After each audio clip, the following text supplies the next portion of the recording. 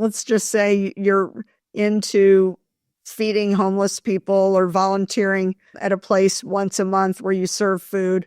You could talk about, this is something that's really important to me, and my family and I used to do this, but I was in charge of cooking the spaghetti and it was a total disaster. I did this wrong. I mean, it's not a bad reflection on you. It's like a story that a lot of people can relate to, that you're doing something really good, but you had a few hiccups. There were a few problems. And how did you deal with those problems? That's what people want to see, that you course corrected, you pivoted, and you made it a great story in the end. Step into the world of success with your brand amplified, the ultimate podcast designed to unravel the intricacies of thriving businesses. I'm your host, Annika Jackson, and I'm on a mission to uncover the stories, strategies, and secrets that have propelled entrepreneurs and business leaders to success. I always love it when we have a delightful conversation pre-pushing the record button, and I just had a great one with Paige Arnof-Fenn. Paige, I love the name of your company, Mavens and Moguls. Such a great name. You have an amazing background, went to Stanford, have a Harvard MBA. You've worked in your field with major clients. You've also been a VP of marketing for multiple organizations that we all have heard of. So I'd love for you to talk a little bit about your background, getting into the industry. Was this all something you were passionate about? All of that stuff before we get into jumping to starting your own business. Excellent. Well, Annika, thank you for having me. I'm really excited to chat with you today. I kind of came in through the back door, to be totally honest. I think, wasn't it Steve Jobs that says, careers only make sense looking backwards, not forward? I was an economics major in college, and I worked on Wall Street, my first job out of college. And it was the 80s, and Michael Douglas had just won the Oscar for the first Wall Street movie. So it was a very popular path that a lot of people my age did back in the day. And I did that for 2 years and then went back to get my MBA. And I kind of rebranded myself from a finance person to a marketing person. I got the top grade in the marketing class. I got a summer internship at Procter & Gamble in Cincinnati. And P&G is probably the most recognized marketing consumer products company in the world. Every category they compete in, their products are number one, or sometimes number one and number two. You're talking about Tide detergent, Crest toothpaste, Charmin, Bounty, Pampers. All the things that we use every day. Exactly. And so it's like the mecca of marketing. And I started my brand management career at P&G in their headquarters at Cincinnati. And then I went back there after business school, and I stayed for about 3 years. And I really thought I was going to be on a path to one of these big Fortune 500 consumer products companies. That's what I thought I wanted to do when I left business school. And after P&G, I worked at Coca-Cola, which is another very recognized brand name. Coke is sold in 200 countries around the world, and it's, sponsors the Olympics and the World Cup and the Oscars. And, these are big brands. Everyone's heard of, huge budgets, millions of dollars. They sponsor, the Olympics, the most Super Bowl, the biggest brand you can imagine.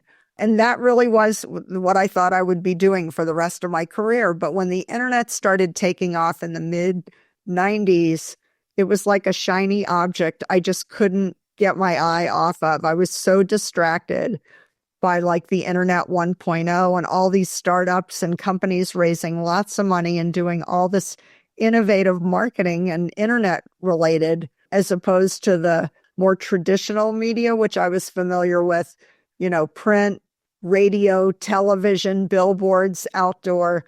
That was what our budgets were filled with when I started. But with these internet companies, everything kind of changed. So I got hooked, and I left my big cushy corporate job as the assistant chief marketing officer at Coke to go run marketing for a company no one had ever heard of before. I think my boss and my mother thought I was having a nervous breakdown, but really I was just enamored with all things kind of online. And I ran marketing at 3 startup companies, one in Los Angeles and 2 here in Boston. And they all had great exits. They were all survivors. And when 9/11 hit and everybody zeroed out their marketing budget, I had just gotten bought out of my 3rd startup. It had gone public. And people came out of the woodwork and said, Paige, can you help me? And I never thought of myself as a consultant. I never worked on the service side. I was always the client. But I knew what they needed, and it was like a red flashing sign in front of me. And here I am 23 years later, still doing it. So, like I said, I really, this was not part of a master plan, but I loved marketing from the very beginning. It just seemed very well suited to my kind of temperament, my strengths. And, you teach at USC, when college kids, when you find something that really resonates with you and you don't even feel like you're working sometimes, you're having fun. It's doing stuff that you love doing and it's intuitive to you. I just felt like I had really found my path. Finance felt like a chore. It felt like a job. Marketing just feels fun. Nice. I love that you were able to figure that out at such an early age, because I speak to so many people and I see so many people who go through these big corporate careers because this is what they thought they're supposed to do. Maybe they have a little bit of a passion for it. Maybe they don't. Like you didn't have necessarily the passion for finance. And then they wake up one day and go, wait, this is not what I'm supposed to be. And they leave that and start something new, which also, testament to them. But it can be very difficult to make that pivot. Did you find that it was hard to make that rebrand? So it's interesting. So in working on Wall Street, big investment bank, I was good at it, but I just didn't love it. It was a lot of number crunching and it was kind of one side of your brain. And I wanted to do both analytical and creative work. I didn't want to just be number crunching all the time. And when I finished my 2-year commitment at the bank, a girlfriend of mine, she and I both worked at the same company in different departments. We were traveling through Spain and Portugal the summer before we were going to go back to business school. We were going to different schools. And so we were like lying on a beach in the Algarve in Portugal. And she says to me, are you going back to finance? And I'm like, oh my God, no way, no how. I'm going to run as fast as I can in the other direction. What about you? And she said, yeah, I loved it. It was great. She was in a different group than me and it really resonated with her. And she said, you're so good at it. Like, what are you going to do? I can't believe, because finance jobs pay really well. And she's like, well, you had to have liked something about the job. You can't just say, oh, I didn't like it. You're good at it. And I said, when I think back of the 2 years, there are only 3 things I actually enjoyed doing the whole time. When a transaction was complete, whether you were buying a company, selling a company, helping them raise money, when the deal was done, you take out what's called a tombstone ad, those square ads in the Wall Street Journal or the New York Times to say, this bank has completed this transaction and here are the terms of the deal. So it's like an ad in the newspaper. I said I loved working with like the newspapers and getting the ads placed. And then we always planned a closing dinner to celebrate the end of the deal. And because I was the junior person, I always had to like buy some tchotchke to give to everybody at the closing dinner as a memento from being part of the team. She's like, Paige, you're so stupid. You're not a finance person. You're a marketing person. Everything you like about the job, advertising, event planning, promotions, those are all marketing things. They're not finance things. Well, I had never taken a marketing class. I went to a liberal arts college. There was no marketing, and I was an econ major. So when I got to business school in my very first year, it was a required class. You had to take marketing. And sure enough, I got the top grade in the class, and the professor asked me to be a tutor for the other students that were struggling. I was president of the Economics Association in college, and I ran for president of the marketing club in business school, and I won. So it's like all roads kind of led to marketing in graduate school.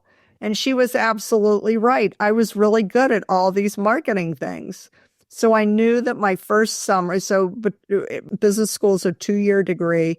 And I had a summer internship between the two academic years.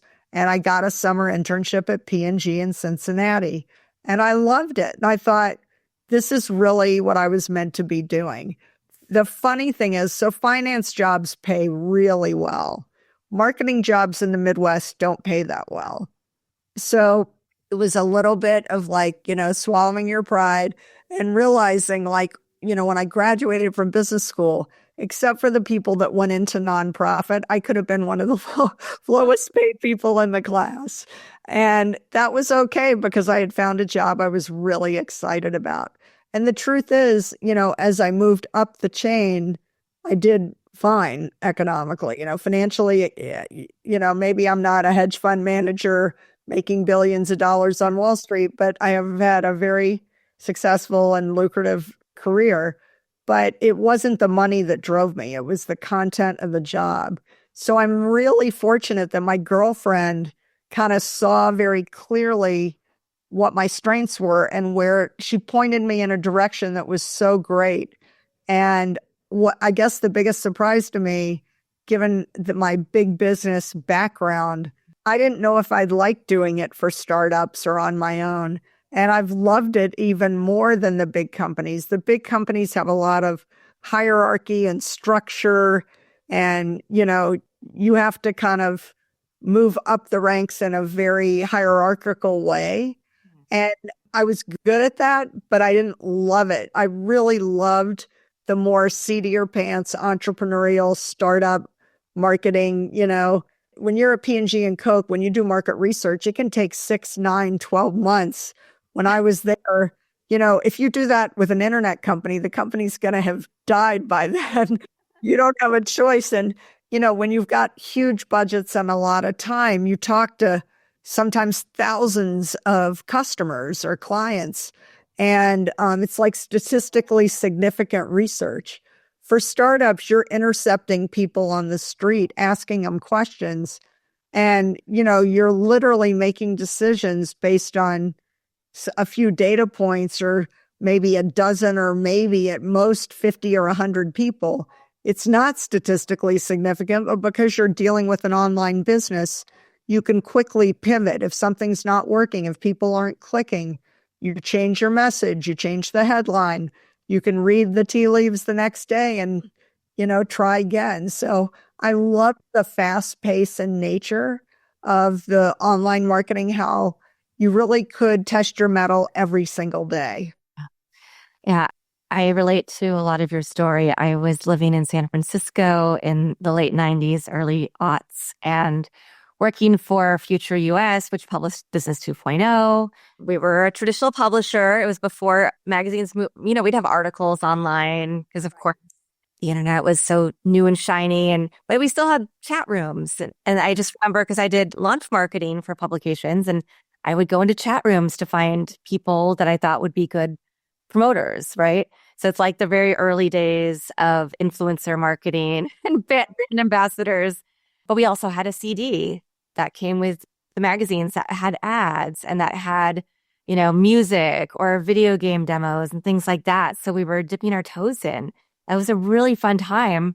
Like you said, it was an established business, but it was also very much in startup mode. And we got to be really creative with the marketing concepts. Yeah, the first startup I worked for in LA, it was an online digital magazine. And because back then, most people didn't have high-speed internet access. This was before DSL and cable modems were as pervasive. And so we also had to distribute it through a CD because otherwise people couldn't read the content. Yeah. And now it's funny because, we walk around with more power in our phones in our pockets than my desktop computer had back in the day. So you're right. It's like a whole new world. But I'm really grateful to my friend for saving me, years of career angst and agita for not finding a path that I found interesting, fun, or productive. And so I do feel very fortunate that I got into marketing young. Yeah. One thing that I have noticed difference between working for a big corporation and being on your own or working for startups is that I feel like the startups and being an entrepreneur are more akin to what we're seeing as the trends across business anyway. There would be the silos, right? So if you were in marketing, you kind of knew what people are doing in other departments, but sales wasn't necessarily going off of what you were presenting. And there was a disconnect sometimes. And now we see you have to have a fully integrated strategy. And as somebody who's advising people in all parts of their business, you had that flexibility and that freedom to be that person. Exactly. Yeah.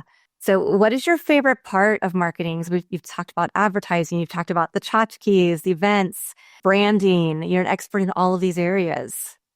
So I love the fact that there's so many tools in the marketing toolkit and that you do get to balance kind of the creative side and the analytical side, especially online. You can track and measure so much now, social listening and just, everything that's out there. You can really see what's working and what, when things go viral or, which influencers really can move the needle. My personal bias, just to be putting it out there, I do feel like now I work with so many kind of smaller businesses, not the big brands with the huge multi-million-dollar budgets. And so many of my clients are like, very early stage or mid-market, emerging market firms. I feel like organizations can get so much bang for the buck under the kind of PR umbrella. I find that is probably the most cost-effective thing organizations can do today to get their story out there. Everybody's, on all these social media platforms, everyone's got a megaphone today. So making sure people are using the right words and pictures to tell their story in a compelling way so they can find their audience, get the messages that resonate, and really see what sticks. I think, whether it's nonprofit or, pre-revenue venture-backed startups or companies that already have $1 million or more in revenue, they can benefit so greatly from great PR. And today, content marketing, thought leadership, speaking at conferences, online, offline, there's so much out there that they can do that really can get traction and move the needle. And so that's probably, if I'm working with an organization that has a great story to tell, that's kind of where I put the stake in the ground, because I find an investment in PR, it really shows the highest return the most quickly. You spend a little bit, you start getting a lot of attention, you're drawing more traffic to your website, you're, getting people to click, getting them to buy, getting them to engage. And that kind of keeps the wheels turning and brings more eyeballs, more interest, and you start selling more of your products and services. So the PR more than pays for itself.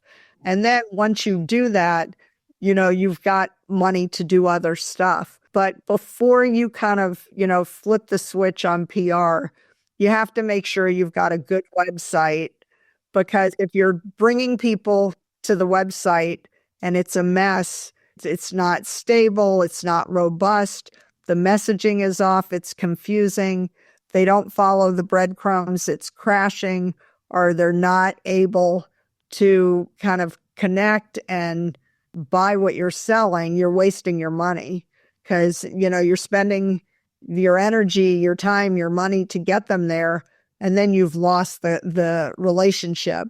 So I'm assuming that you've got a good starter website, and it can be very simple. It doesn't have to have a ton of bells and whistles, but you do need a strong navigation, user experience, and customer experience so that, when they click through, that's a logical path where it answers their questions, it's intriguing, they're engaged, they sign up for your newsletter, they follow the breadcrumbs, they, get to the checkout if you're an e-commerce site, and they pull the trigger, they buy what you're selling.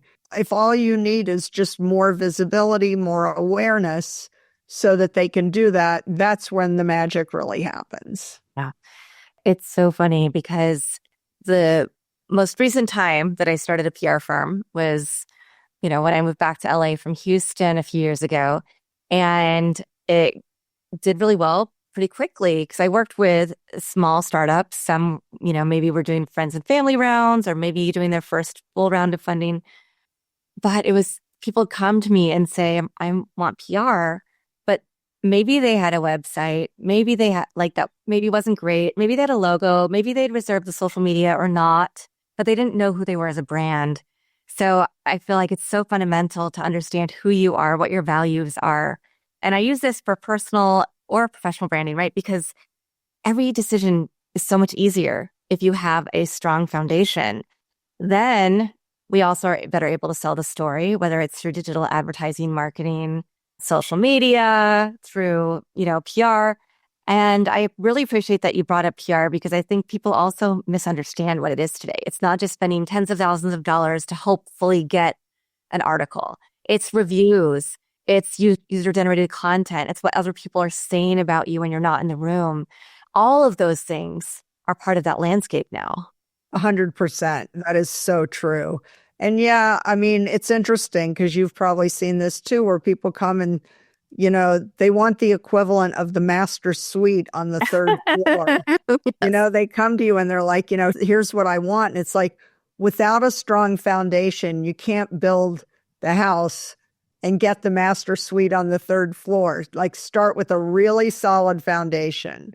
Then, you've got to have a first floor that's solid. You've got to, you need to make sure you've got all the makings of a great brand.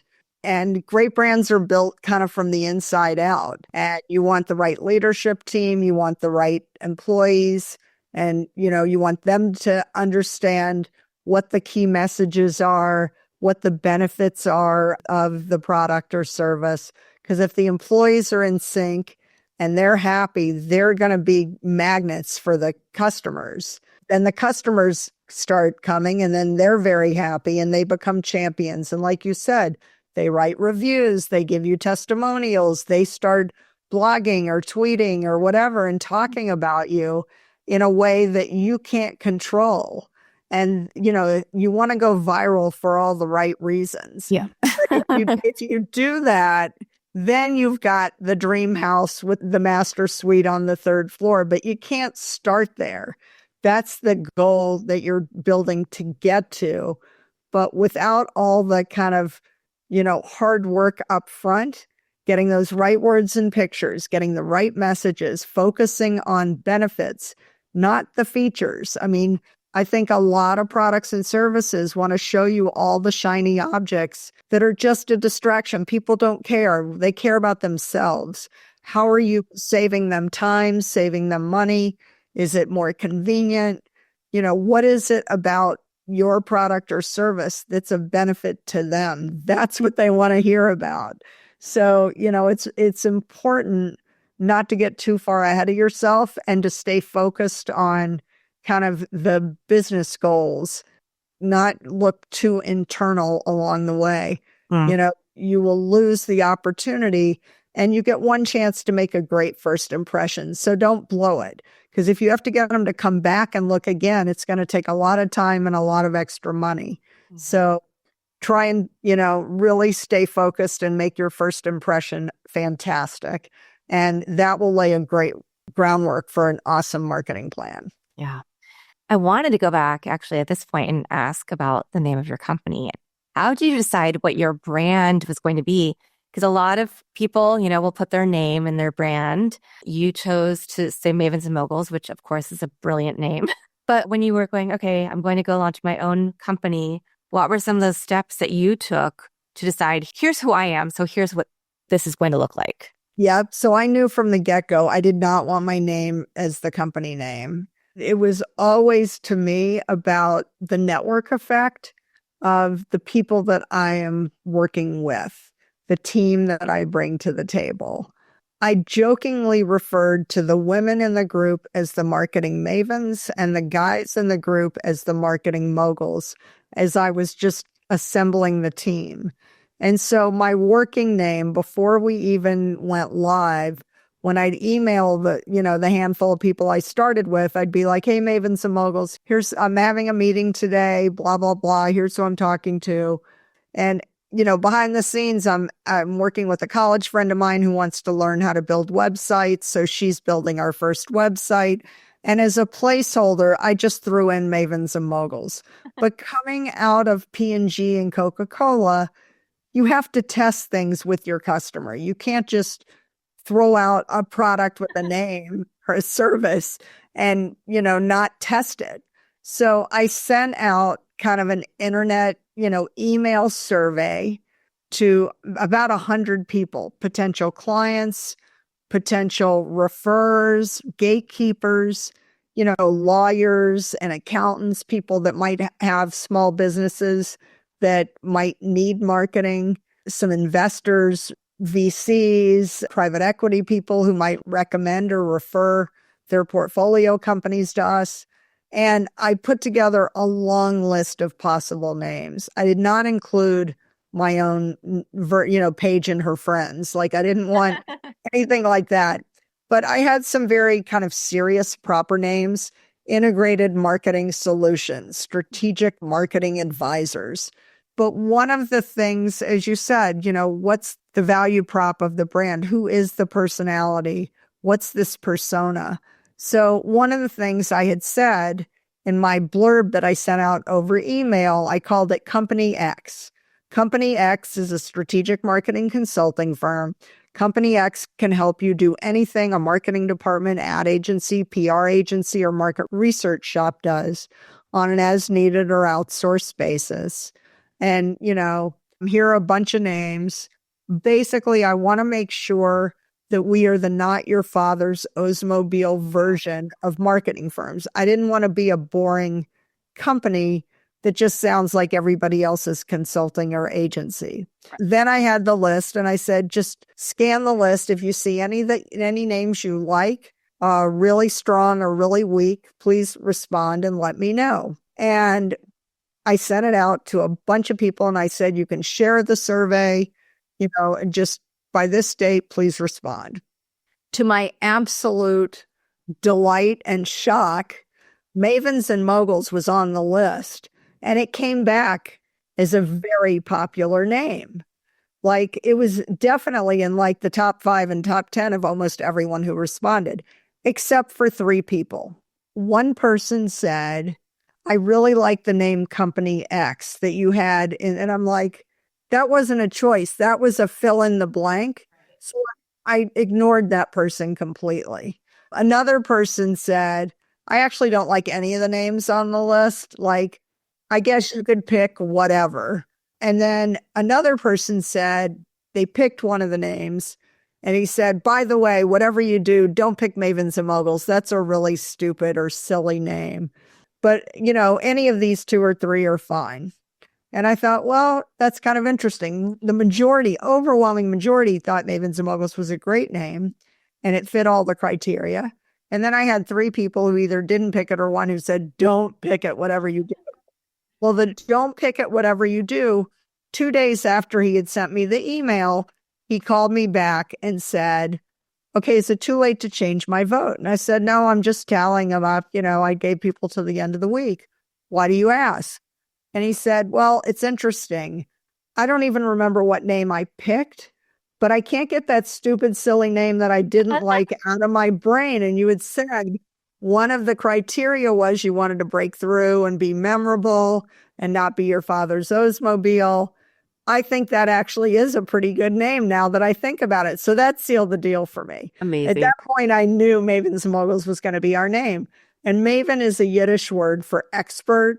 My great-grandmother would say know-it-all, but I like the alliteration of Mavens and Moguls. And, for 23 years, it still works for me. So I think we picked the right name. 100%, 100%. And it's good, honestly, that you had a few outliers, right? Because, of course, when we do surveys and we're looking at things, we also have the bell curve, and we want to have some really positive and some people who are going to question, so that you have things to think about and that you're not just rubber stamping. Exactly.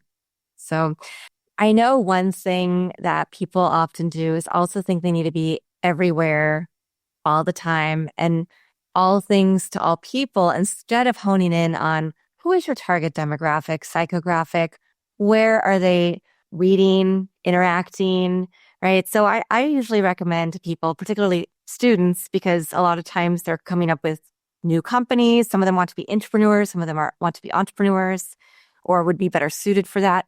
And so I will say, feel free, reserve all the social media handles for your idea, but don't necessarily feel like you have to execute. Execute one really well where you know your audience is actually active.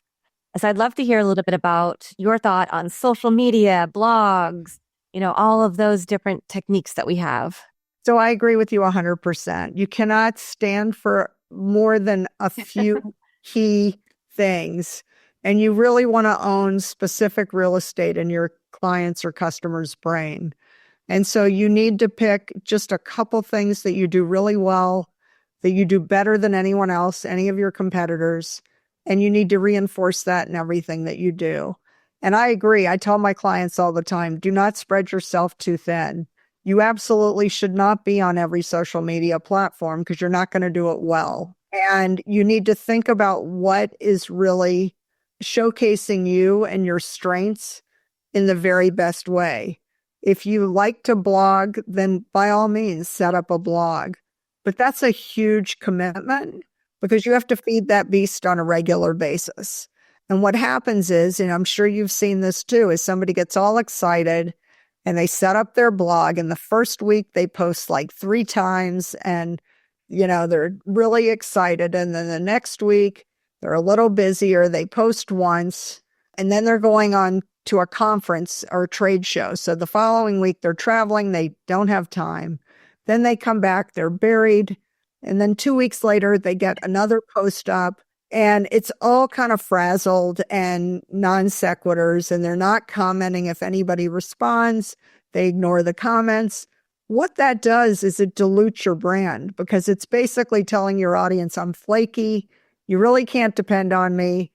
Sometimes I post, sometimes I don't post. So if you like blogging, but you don't have the discipline or you're not able to commit to a regular schedule, I always say find those blogs in your industry, in your category that are well trafficked and be a really good contributor to those blogs because whoever keeps that conversation going, it's on them to keep the conversation moving. And if you chime in once a week or a couple of times a month, and every time you have a post, it's a really smart saying, you're really saying something thoughtful. You get known as the person in that community is like, every time Annika posts, I really agree with what she says. Or, you put your signature at the bottom of all your posts. And before you know it, all those people that are looking forward to your posts, they click through, they see your website, they see other things you've published or other content you've done. And they're like, God, she's really good. I should contact her. We're very simpatico, like we're very aligned. That's the way to manage blogging. Do not set up a blog and be flaky about it because that's just going to do more damage than good. Yeah. And I know for myself, I'm a big fan of LinkedIn. That is my platform of choice. It just so happens a college buddy of mine was one of the co-founders, so I was a very early kind of beta user back in the day. But for me, LinkedIn, it's a professional platform. It lends itself for professional service businesses, for B2B companies. It's a great community, and it's a great way to show off your thought leadership and connect with people on a very meaningful level. My clients are not looking for me on Pinterest or Instagram or Facebook. That is not where my audience is. So I don't do any of those. I certainly know why they're important. I have several clients who that's a priority for, but for me personally, no. So again, the other thing is if you're on multiple platforms, you need to show up in a consistent way. Because again, a brand is about building a relationship and a trust with your audience and being a brand that like people can count on. And if you come off on LinkedIn as really buttoned up, very professional, and then they see you on Facebook and you're on the beach in a bikini or a Hawaiian shirt, doing kind of beer pong and whatever, and then they see you being really snarky on X or Twitter, they don't know which version of you is going to show up at the meeting. They're not necessarily going to want you to be on their podcast or hire you because they don't know which version of you is going to be showing up. So I think it can be very dangerous if you are trying to be different people on different platforms. I think, you can do more damage than good. So I think your advice is spot on. And I think people just need to be incredibly thoughtful about what they want to be known for, what their image is, and just reinforce it in everything that they do. Yeah. I definitely am a person who, honestly, I know that social media is not going to help my podcast. It's good for my guests. But, and I don't have time to do all the things. And so I hardly promote via social media. I do some digital advertising, and then I also have word of mouth. And those are the two things that have grown the podcast the most. And it's on your LinkedIn profile, which, again, it lends itself very nicely to your backstory. It is very simpatico with you as a professional, with you as a professor and podcast host. I mean, that comes through in a very consistent, credible, professional way. Thank you. I appreciate that. And I will say that I also love LinkedIn. If I post, I'm probably going to post there. It's also part of the privacy aspect, though, because on LinkedIn, you can go into your settings. You can tell it, don't train your AI model on my data. Yes. Unless you're in Brazil or the EU, we don't have that option with meta platforms. TikTok is up in the, it looks like it's probably going to go away. Who knows, right? But also we don't know how they use our data. There's so many things around privacy, and we know this as marketing professionals who also are looking at how do we personalize things and make people really feel like we're taking care of them and that our brands are in tune with them. And so I want to ask about the advent of AI, what tools are you using? And then I also wanted to mention, as you were saying all of this stuff about social media and blogging, I was thinking also about podcasting. People make the same mistake. Podcasting is, to me, the best tool because it gives you thought leadership.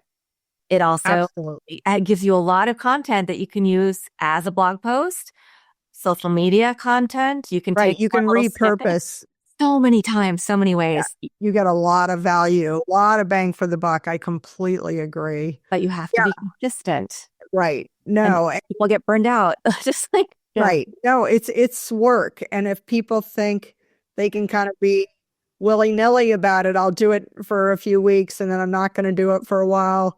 Who's going to want to take you seriously if you're not taking it seriously?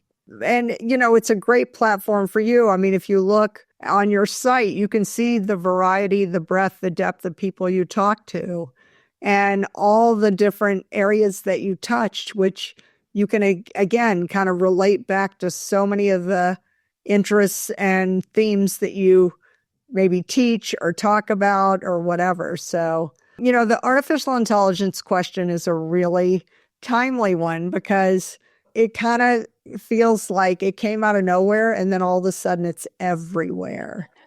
And I feel like with AI, I do not consider myself an expert at all. I play around with it, ChatGPT, Perplexity, Claude.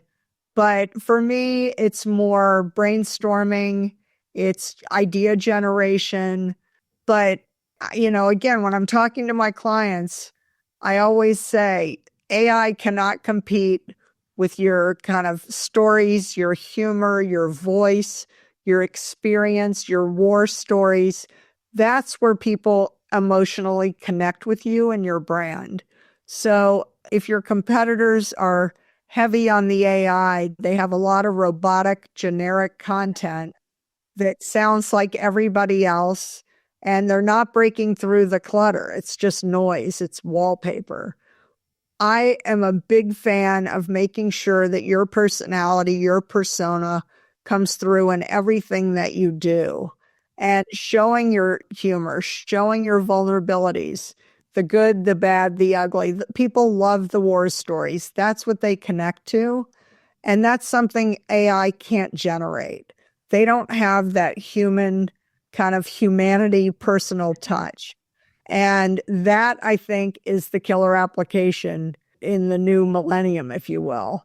So, I just tell everybody, use AI, but don't let it be a crutch.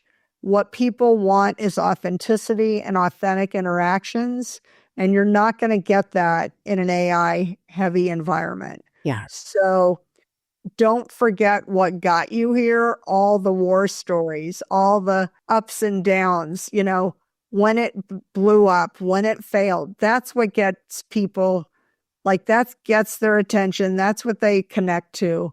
And they want to hear the good, the bad, and the ugly. They don't just want to hear robotic sound bites of like all success or generic examples that are not really connecting with them on a deeper level.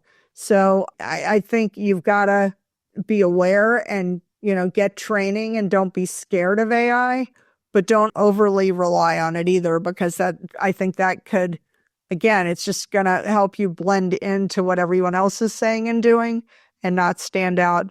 That's why being a brand is so important, because then you have a connection to your audience. Yeah. Could not agree with you more.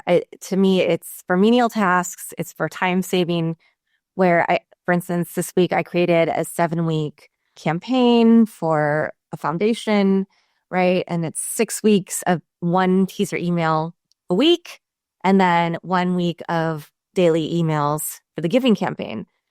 Nice. My time was cut by a day or two at least of full-time work on that campaign, coming up with the themes, by just being able to put everything, here's what I'm doing, here's the idea, the concept, here are the things I'm going to emphasize in this campaign.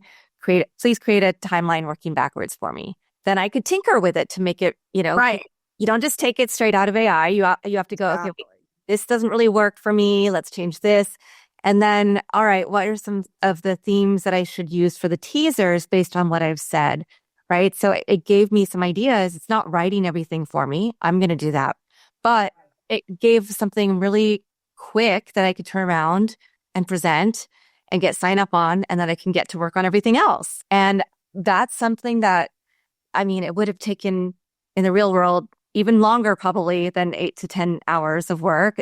You have the whole team and the research and all the different aspects that go into making sure it's the right messaging for the audience. But yeah, it was such a time saver. But again, I put in what I wanted.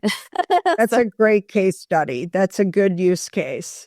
But, just be thoughtful about it, because, I think people, it's like fear of missing out. Oh, everyone's using AI. I've got to jump on the bandwagon.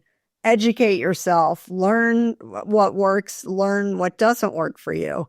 Like you said, once you carve out the things that it can really be a time saver on, that's awesome. But don't overextend, because like you said, if you just took it at face value and passed it on, it wouldn't be as good as having your kind of human lens, clean it up and take the very best parts of it and then fill in those gaps and holes. What is some advice that you would give to somebody who's looking at making a break from corporate, or maybe they're starting out in their career and they really want to be an entrepreneur? What are some things looking back that you wish that somebody had given you as advice? Well, I never thought I would be an entrepreneur. That was never on my radar. But I think for me, I kind of took baby steps, and that's not a bad way to do it. I didn't go straight from big Fortune 500 to hanging out a shingle. I worked at some startups for years in between. I honestly didn't know how I would feel when you give people a business card and they see the P&G logo or the Coca-Cola logo. They're very impressed. You're like the 800-pound gorilla, representing a very well-established global brand. When I worked for the startups, no one had ever heard of any of them before. And, how did I feel about that? I thought it would bother me. It didn't bother me at all. I felt like I was letting them in on the next best brand, like the next Starbucks, or some company that came out of nowhere and now is a global brand. So I realized it wasn't as important to me as I thought to work for a big name company, even though that's what I thought when I was a student. But I think, you can get involved through volunteer work or start nonprofits. You can join boards of nonprofits. They always need help, whether you're a finance person or a marketing person or an operations person. There are a lot of great nonprofit organizations that are in more of a startup mode because they never have as much money as they need. They're always trying to do fundraising, and to help those organizations find their voice, find their audience, and really compete with all the things that are distracting your attention. I did a lot of volunteer board work, and you meet great people because, if it's a nonprofit that has a mission that resonates with you, you're probably going to meet like-minded people on those boards. And if I was the marketing person on the marketing committee for a nonprofit, you're meeting people in your community that have a lot of the same interests or hobbies or kind of maybe mission-based values that you do. And they see you working, helping this, small nonprofit raise money or get more visibility or awareness. And these people all have day jobs too. And then they say, I have this other organization I help, or my company could really use somebody like you.